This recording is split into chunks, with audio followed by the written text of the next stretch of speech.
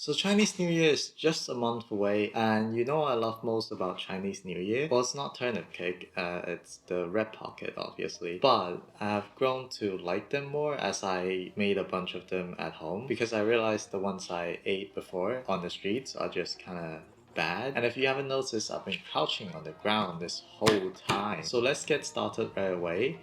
My knees hurt.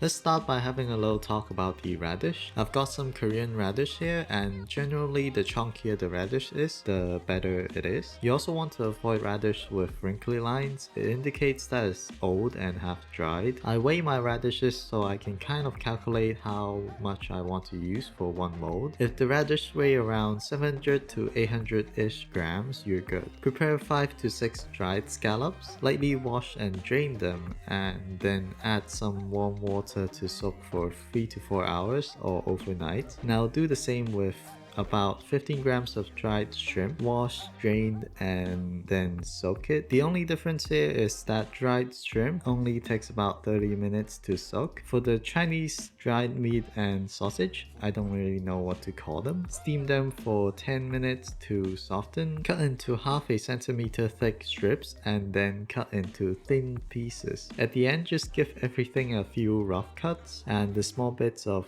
meat and sausage is prepped and ready. Now bring back the radish and cut both ends off. Peel the skin away and continue to peel away at the layer that was just beneath the skin, which has a rougher texture than the ones inside. Cut a 4-inch long piece of radish and cut them into strips or batonnets. It's actually a miracle that I cut them so evenly here, like I had some sort of training, but I don't.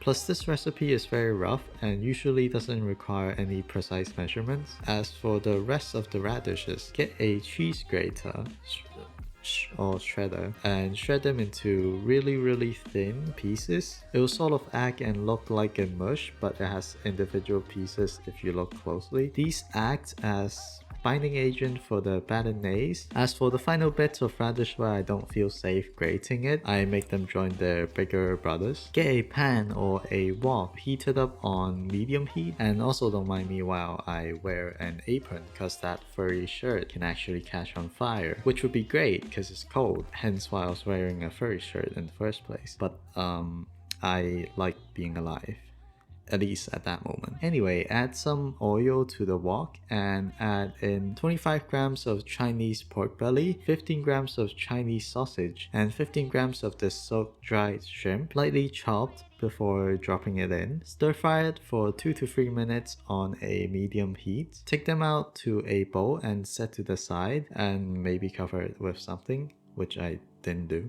I forgot. Now add a bit more oil to the wok and drop the big fat radishes in first. Following that, add some dried scallop water, which is sweet and salty as per seafood taste goes, which goes the same for the dried shrimp water we'll be adding as well. Shred all the scallops into the wok and stir fry it so it's evenly spaced in the wok. Cover and cook on a low heat for 20 minutes. During this time, add 85 grams of rice flour, 8 grams of corn starch, and I just lightly toss them around in the bowl because I don't want to wash an extra whisk. Add in 90 grams of water gradually until the mixture becomes a thick liquid. Once the big boy radishes are all almost cooked through, add in a little bit of white pepper, 5 grams of sugar, a little bit of salt if you like it salty, and finally the shredded radishes. Stir fry them around a little bit and add in the flour mixture. Incorporate it evenly throughout and stir fry for 3 to 4 minutes on a medium heat to thicken the entire mixture. Only at the very end of this process are we adding in the small bits of dried shrimp, meat, and sausage back in. Leave like 20% of it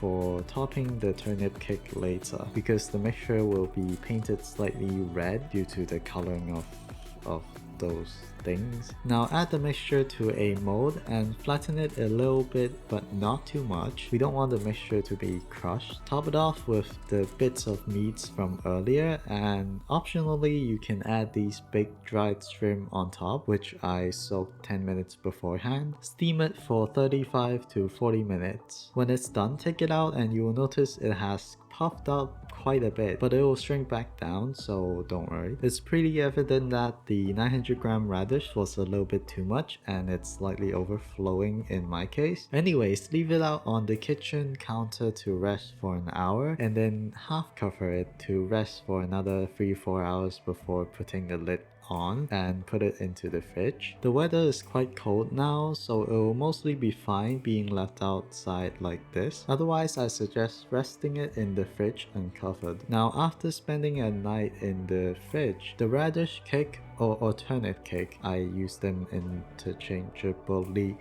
it would have firmed up a little bit and will continue to do so in the next few days in the fridge, so it's easier to work with and to cut. I of course didn't do that, so I had to be careful as I popped the cake out of the mold and onto a plate. Now place another plate or board on top and flip it so the topping side is facing upwards. This is actually just for aesthetics mostly, so you don't actually have to flip it to cut it, so I just kind of wasted your time.